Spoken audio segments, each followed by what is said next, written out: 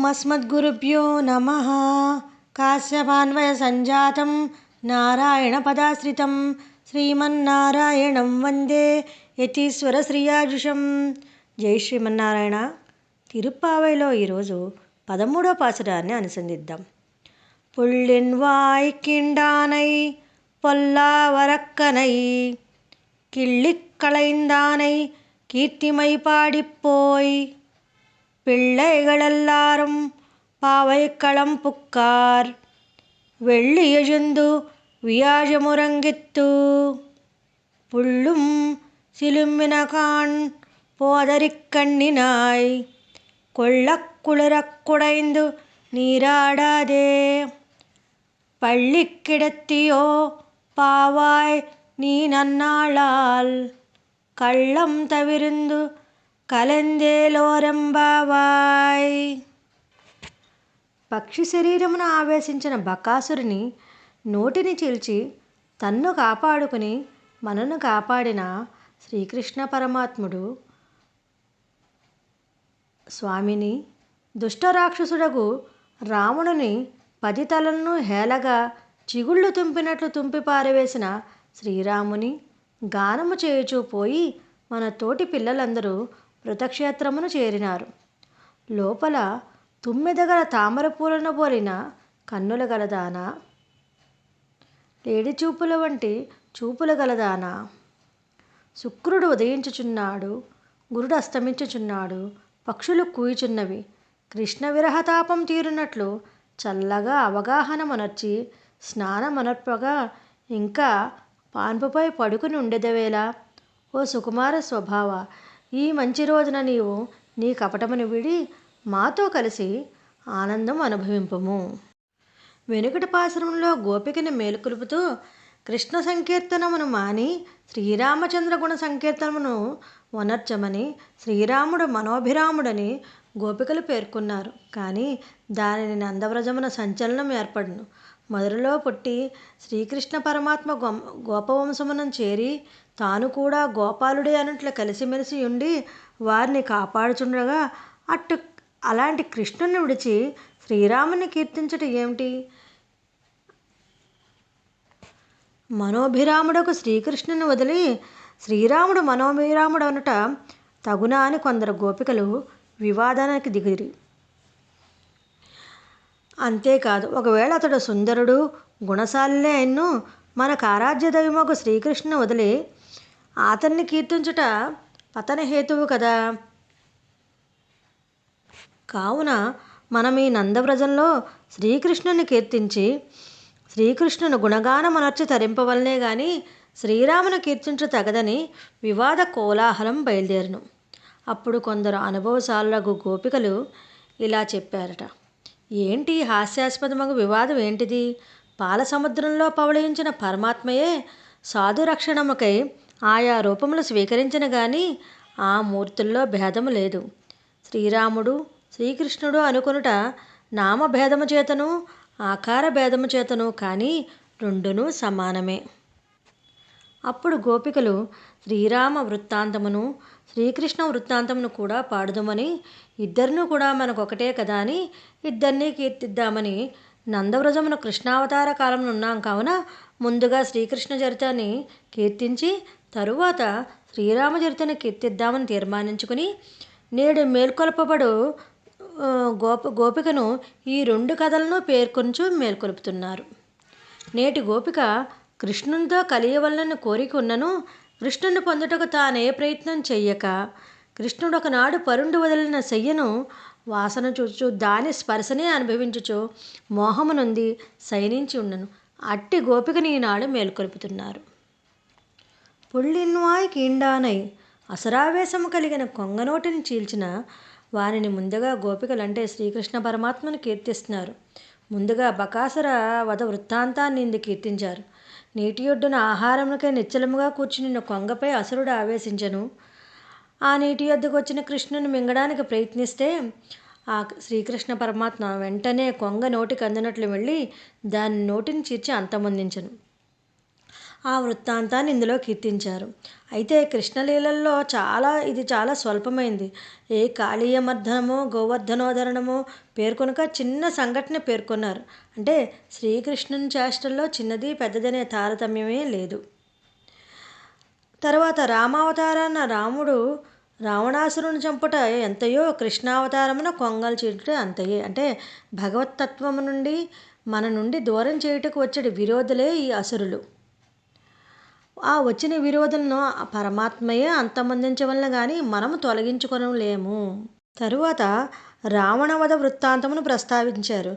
శ్రీకృష్ణుని శ్రీరామచంద్రుని కూడా కీర్తించుటకు నిర్ణయించుకున్నారు. కావున తమకు సన్నిహితము పరిచితముగు శ్రీకృష్ణ వృత్తాంతాన్ని ముందుగా కీర్తించి రామ వృత్తాంతాన్ని తర్వాత కీర్తించున్నారు. పొల్ల వరక్కనై కిళ్ళిక్కళందానై దుష్టరాక్షసుని గిల్లి పారవేసిన వారిని కీర్తిస్తున్నారు. అంటే తమకు కృష్ణ వృత్తాంతాన్ని కీర్తించిన పిమ్మట తమతో సజాతీయముగా సీతాదేవిని విడిచి ఉండలేక ఎంతో వ్యధ చెందిన సౌజన్యమూర్తి అయిన శ్రీరామచంద్రుని కీర్తిస్తున్నారు. అంటే శరీరాన్ని ఆత్మని విడదీసినట్టు తల్లిని తండ్రిని ఒకచోట ఉండనీయకుండా ఎడబాటు కలిగించిన వాడు రావణాసురుడు. అందుకే పొల్ల అంటే దుష్టుడైన ముందుగా పేర్కొన్నారు. దుష్ట రాక్షసుడు అనగానే స్ఫురించేవాడు రావణాసురుడే. ఈ రావణుడే అహంకారము. నేను కాని దానిని నేను అన్నట్లు చేయిందే అహంకారము. శరీరమే ఆత్మను బుద్ధి దీని చేతనే కలుగును. అది కలుగగానే ఆత్మకు పరమాత్మతో గల సంబంధం దూరమగును. ఇదియే సీతమ్మ రావణుడు అపహరించుట. ఈ అహంకారం ఉన్ననాడు మిగిలిన ఆత్మగుణములు ఎన్ని ఉన్ననూ శోభింపవు. బంగారు కలశంలో ద్రాక్షాసవము పోసి దానిలో ఒక విషబిందువు కల్పించు అది ఎట్లో స్వీకరింపదగదో అట్లే అహంకారం గలవాని గుణ సంపత్తి జ్ఞానము నిరర్ధకమగును. దానిని పరమాత్మయే పోగొట్టవలను. పోగొట్టి తనతో జీవులకు గల సంబంధాన్ని తానే గుర్తింపజేయను. అట్టి శ్రీకృష్ణుని శ్రీరాముని కీర్తిని గోపికలు కీర్తించుచున్నారు. కీర్తిమై పాడిపోయి కీర్తిని పాడుకుంటూ పోతున్నారు. అంటే గోపికలందరూ కూడా వ్రతమాచరించే స్థలానికి చేరి శ్రీకృష్ణుని కీర్తిని శ్రీరాముని కీర్తిని ప్రశంసింపకుండా ఉండలేక అలా కీర్తిస్తూ తమకు ధారకంగా వీరు ముందుకు సాగుతున్నారు. రామచంద్రుని పరాక్రమమునకు వశమైన వాడు రావణుడు. శీలమునకు వశపడినవాడు విభీషణుడు. సౌందర్యానికి వశపడింది శూర్పణఖ. ఇట్లు శ్రీరాముని గుణములు శత్రువులనే మోహపరచు శక్తి గలవి. శ్రీరామచంద్రుని కీర్తి రావణుని చంపుటలో కాదు. రథము పోయి గుర్రములు పోయి ధనస్సు విరిగి ఒంటరిగా చేజిక్కిన రావణుని, ఓ రాక్షసరాజా, యుద్ధములో బడలితివి, నిన్ను అనుమతించుచున్నాను, లంకలోనికి వెళ్ళు, బడలిక తీర్చుకుని రథము ధనస్సు మరలా సమకూర్చుకు రమ్మని శ్రీరాముడు రావణాసురుని వదిలిపెట్టును.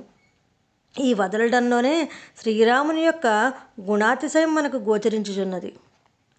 పాధేయం పుండరీకాక్ష నామ సంకీర్తనామృతం. భగవన్నామ సంకీర్తనయే దారి బెత్తముగా మనకు ఉపయోగపడుతుంది. దాన్ని ఆధారముగా చేసుకుని వ్రతము చేయుచున్న గోపికలందరూ ముందుకు సాగుచున్నారు. పిళ్ళేగళెల్లారం పావైక్కళం పుక్కారు. పిల్లలందరూ వ్రతము చేయ క్షేత్రము చేరినారు. కృష్ణ పరమాత్మను తాము పొందుటకు నిర్ణయించబడిన స్థలమునకు ముందుగానే వెళ్ళారు. దీన్నే కాలక్షేప కూటం ఉండారు. కాలక్షేపం అంటే ఏంటి? కాలమును కడుపుటని అర్థం కాదు. కాలమనగా మృత్యువు. అంటే పరమాత్మతోడి ఎడబాటే మృత్యువు. ఆ ఎడబాటును దూరం చేయటే కాలక్షేపం. అంటే కృష్ణ పరమాత్మను కలుసుకొనుటకు సంకేతకమైన స్థలమే కాలక్షేప కూటము. వెళ్ళి యజుందు వ్యాయమురంగిత్తు. శుక్రుడు ఉదయించినాడు, గురుడు అస్తమించినాడు. ఈ గొల్లల ఒకటి చేత వీరికి నక్షత్రములు బట్టియే పొద్దు గుర్తించుటకు అలవాటు పడిన వారు ఒకటే నక్షత్రములు ఉదయాస్తమయములను పేర్కొన్నారు. అంటే గురుడు దైవ సంపదకు ప్రతీక, శుక్రుడు అసుర సంపదకు ప్రతీక. అసుర సంపద ఉదయించుచున్నది అంటే అజ్ఞానం విజృంభించుతోంది, దైవ సంపద అస్తమిస్తోంది, జ్ఞానం తగ్గిపోతుంది. కాబట్టి అలా కాకముందే నీ కటాక్షం అనుగ్రహింపమని కోరుతున్నారు. పుళ్ళుం సిలుమెనగాళ్ళు పక్షులు ధ్వని చేయుచున్నవి. వెనకాతల 6-7 పాసురాల్లో కూడా పక్షుల కలయిక పేర్కొనబడింది కదా. మరలా ఈ పాసురంను పేర్కొనబడింది అంటే పక్షులు మేల్కొనగానే చేయు సందడి మేల్కొని ఒకదాన్నొకటి విడవలేక మాట్లాడుకునే మాటల సందడి పెరుకుంది. ఇప్పుడు ఆ పక్షులు తమ జీవనానికి సంపాదించుకొంచు తిరిగినప్పుడు చే సందడి పేర్కొనబడింది. లోపలనున్న గోపిక వీరి కలకల శబ్దాలను వాటిని లెక్క చేయక మాటాడక పరుండి ఉండెను. ఆమె అట్లు పరుండుటకు కారణము ఆమె నేత్ర సౌందర్య గర్వమేన ఎరిగిన గోపికలు ఆమె నేత్ర సౌందర్యాన్ని ప్రశంసించుచున్నారు. పోదరి కన్నినాయ్, తామర పువ్వు మధ్య ఉన్నట్లు ఒప్పుచున్న కన్నుల గలదానా, అంటే తామర పువ్వుతో పోటీ పడు కన్నుల గలదానా అని, ఇటు అటు సంచరించుతున్న లేడి కళ్ళ పోళ్ళు కన్నుల దానా అని కూడా అన్నారట. అంటే నేత్ర సౌందర్యం పరమాత్మ ప్రధాన లక్షణం. అతని పేరే పుండరీకాక్షుడు. యథా కప్యాసం పుండరీకమేవ మక్షిణి, సూర్యుంచే అప్పుడే వికసించిన లోతుగల నీటిలో మలిచిన బలమైన కాడలగల ఎర్ర తామర పువ్వు పోలిన కన్నుల కలవాడైన ఆ పురుషుడు విరాజిల్లుతున్నటువంటి ఆ పురుషుణ్ణి ఉపాసించుటచే ఈమెకు కూడా పుండరీకాక్షుని నేత్రముల వంటి నేత్రములు కలిగిన సూచించుటకు తామరల పోలిన కన్నుల గలదానా అని ఇందు సంబోధించారు. కుళిర కుడైందు నీరాడాదే పళ్ళిక్కిడెత్తియో, చల్లగా చల్లబడినట్లు మునిగి స్నానమాడక పాన్పుపై పండుకొని ఉండెదవా, కృష్ణుని యొక్క ఎడబాటుచే కలిగిన తాపము తగ్గునట్లు స్నానమాడవలదా.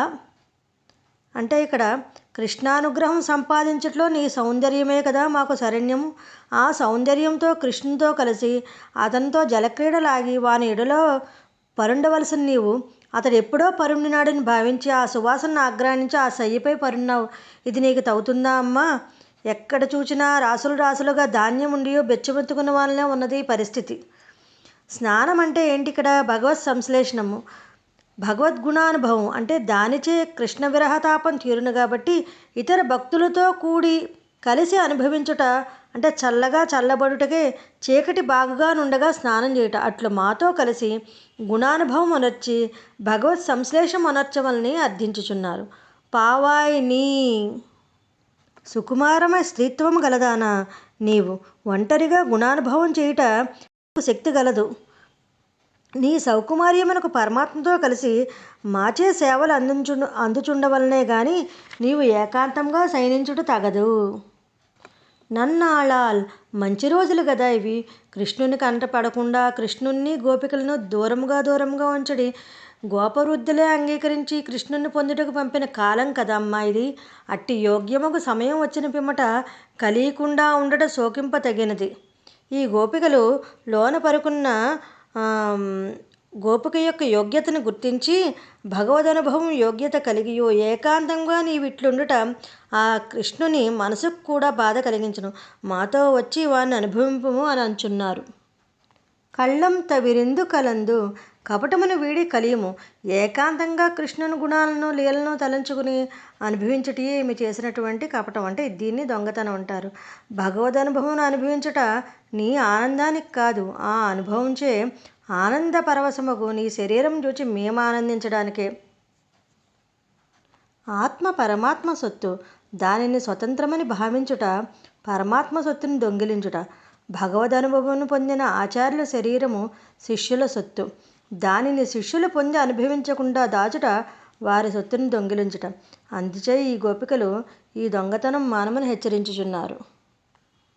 ఈ విధంగా ఈ పాసురంలో గోపిక యొక్క నేత్ర సౌందర్యం యొక్క విశిష్ట స్థానాన్ని, నేత్రం అంటే జ్ఞానం కదా, ఆ జ్ఞానానికి అందము స్వస్వరూపము పరస్వరూపాన్ని స్పష్టంగా తెలియజేసి జీవుడు పరమాత్మకే చెందినవాడు, పరమాత్మ చేతనే రక్షింపబడదగినవాడు, పరమాత్మకే పరతంత్రుడు అని ఎరుగుటే స్వస్వరూప జ్ఞానమని, పరమాత్మే శేషి పరమాత్మే రక్షకుడు నియమించువాడని ఎరుగుటే పరస్వరూప జ్ఞానము. ఈ రెండింటినీ బాగా ఎరిగిన వారు పరమాత్మను పొందుటకు తామై ప్రయత్నం ఏమీ చేయక వాని సొత్తునగు నన్ను స్వామే స్వీకరించనని అన్ని వ్యాపారాలను విడిచి నిర్భరంగా ఉండేటటువంటి ఈ గోపికని ఈరోజు మేల్కొల్పారు. జై శ్రీమన్నారాయణ.